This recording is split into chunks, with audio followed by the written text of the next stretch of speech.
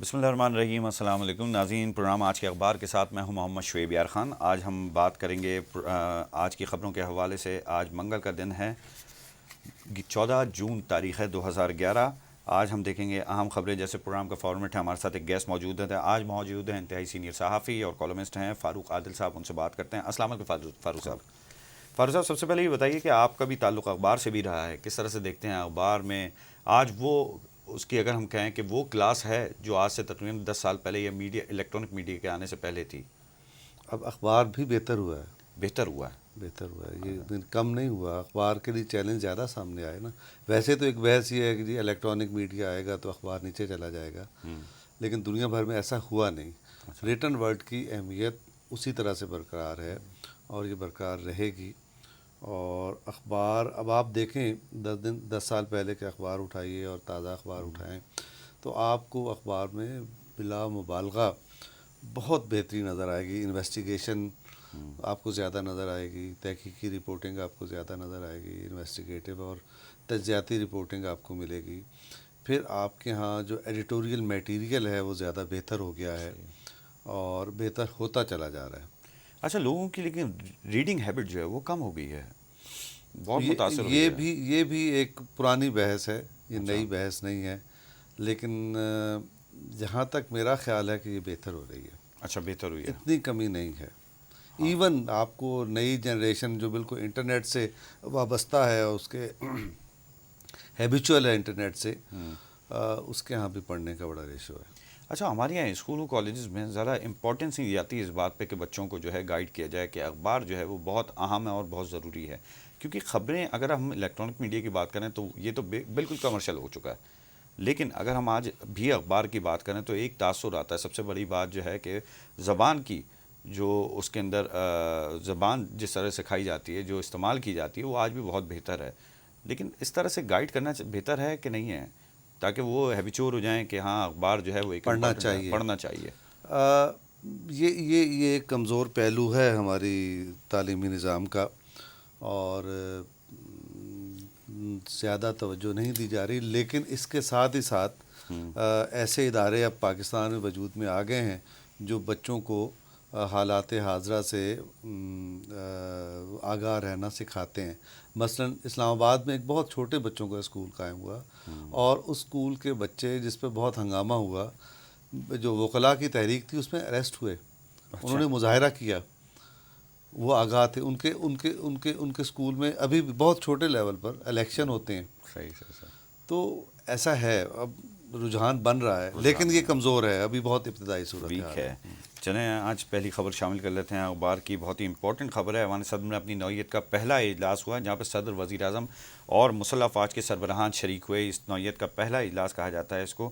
اس میں جو فیصلے ہوئے ہیں اس پہ بات کر لیتے ہیں. جنگجوؤں کے خلاف کارروائی میں بیرونی دباؤ قبول نہیں کیا جائے گا. سیاسی عسکری قیادت نے مشترکہ آپریشنز کی امریکی تجویز مسترد کر دی. سیاسی اور عسکری قیادت کا یہ جو اتفاق ہے، اس کو آپ سمجھتے ہیں کہ ایک بہت بڑا بریک ڈاؤن ہوگا آگے چل کے، بریک تھرو ہوگا؟ کیونکہ بات یہ ہو رہی ہے کہ ہمیشہ تذکرہ یہ آتا ہے کہ گورنمنٹ تو ہے جمہوریت، لیکن بہت سارے فیصلے اسٹیبلشمنٹ کے ہوتے ہیں. اگر اس طرح سے ایک ساتھ بیٹھ جائیں تو بڑا زبردست ہو پاکستان کے لیے. بیٹھنا تو ایسے ہی چاہیے، اور میرا خیال تھوڑا سا اور ریورس ہونا چاہیے کہ سیاسی قیادت کو ڈیسیژنز کر کے آپ کی امپلیمنٹ کرنے کے لیے دیگر اداروں کو دینے چاہیے. لیکن چونکہ ہمارے ہاں روایت بالکل دوسری رہی جس کا آپ نے ذکر کیا، تو اس طرح سے اگر مل بیٹھ کے اگر فیصلے ہوتے ہیں تو بہت اچھی بات ہے. لیکن ابھی یہ جو بات سامنے آئی ہے، جنگجوؤں کے خلاف کارروائی میں بیرونی دباؤ قبول نہیں کیا جائے گا، اس کا جو ساؤتھ وزیرستان کی طرف اشارہ ہو سکتا ہے. کیا واقعی اسی طرح ہوگا؟ اس پہ کویسچن مارک ہے، کیونکہ ہمارے ہاں ریزنٹمنٹ ہے کہ ہم نے نہیں کرنا. لیکن بعض اوقات ایسا ہوتا ہے کہ ہم کہتے یہی رہتے ہیں لیکن ہو جاتا ہے. صحیح. تو لیکن آپریشن، اگر ہم آپریشن کی بات کریں بغیر فوج کی اور سیاسی قیادت کی پرمیشن کے تو پاسبل نہیں ہے. اگر آپریشن شمالی وزیرستان کی بات کر رہے ہیں ہم، کہ اگر آپریشن کیا جائے تو وہ تو بغیر پرمیشن کے نہیں ہو سکتا جب تک وہ ایک جگہ بیٹھ نہ جائیں کہ ہاں یہ کرنا ہے. جیسے ہم بات کریں جنوبی وزیرستان کی جہاں آپریشن ہوا. دیکھیں، ہمارے ہاں یہ خواہش نہیں ہے آپریشن کرنے بالکل کی، نہیں ہے. بالکل نہیں ہے. بالکل نہیں. لیکن دباؤ موجود ہے. صحیح ہے. دباؤ اس لیے موجود ہے کہ اب امریکہ کے ایگزٹ کا وقت آ رہا ہے نا افغانستان سے، اور بالکل اگلے ماہ 11 جولائی.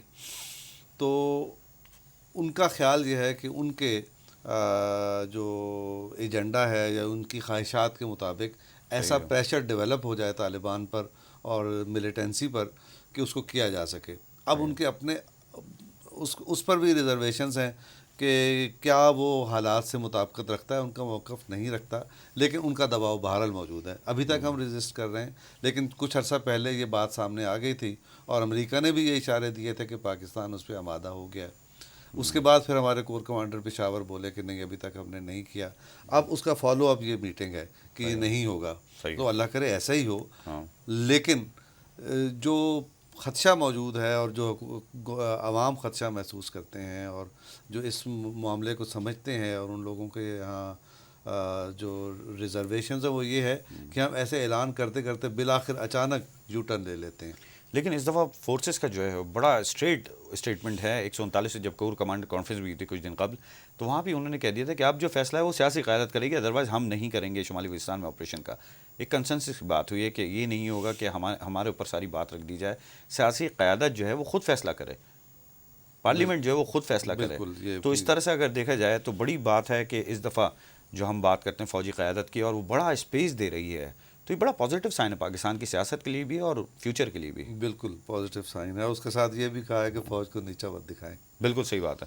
اچھا, یہ ایک ہے, یہ بات تو ماننے کی ہے کہ ایک رجحان ایسا پیدا ہو گیا ہمارے یہاں کہ فوج کو, کسی بھی ادارے کو اب جو ہے شامل تنقید کیا جاتا ہے. کچھ عرصے پہلے عدلیہ کے پیچھے لوگ پڑے ہوئے تھے, آج جو ہے فورسز کے پیچھے پڑے ہوئے ہیں. اس سے پاکستان کمزور ہو کے اور دشمنوں کو زیادہ فائدہ نہیں پہنچتا, چاہے وہ امریکہ ہی کیوں نہ ہو. امریکہ بھی ہمارا دوست تو نہیں ہے اگر دیکھا جائے.